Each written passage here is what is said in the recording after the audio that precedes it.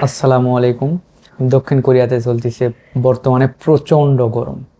মানে গত কয়েক বছর আমি বেশ কিছু পেজ কিংবা নিউজে দেখলাম যে গত 15-20 বছরের তুলনায় সবচেয়ে এবার নাকি গরম সবচেয়ে বেশি।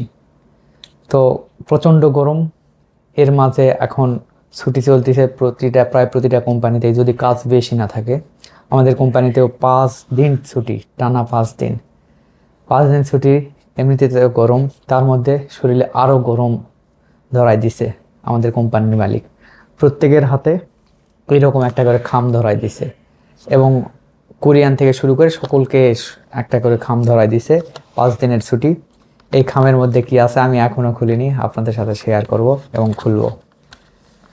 হ্যাঁ, দেখি, আছে তো অবশ্যই টাকা।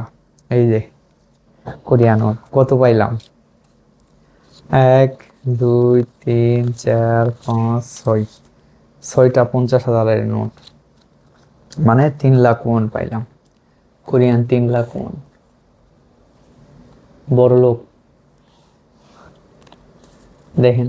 ও, এইভাবে পেলে দেখা যাচ্ছে এই যে উল্টা পাল্টা করে আছে। যাই হোক, 50,000 ওয়ানের করে 6টা পাইছি, তার মানে 3 লাখ ওয়ান। 3 লাখ ওয়ান দিয়ে আমার 6 দিন মানে 5 দিন চলবে কিনা?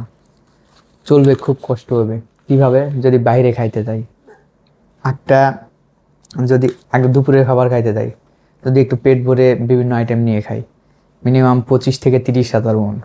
30 হাজার ওয়ান, তাহলে একবেলা খাইতে গেলে যদি একটু বিভিন্ন আইটেম নেওয়া যায়, কোল্ড ড্রিঙ্কস এই সেই নিলে 25 থেকে 30 হাজার ওয়ান লাগবে।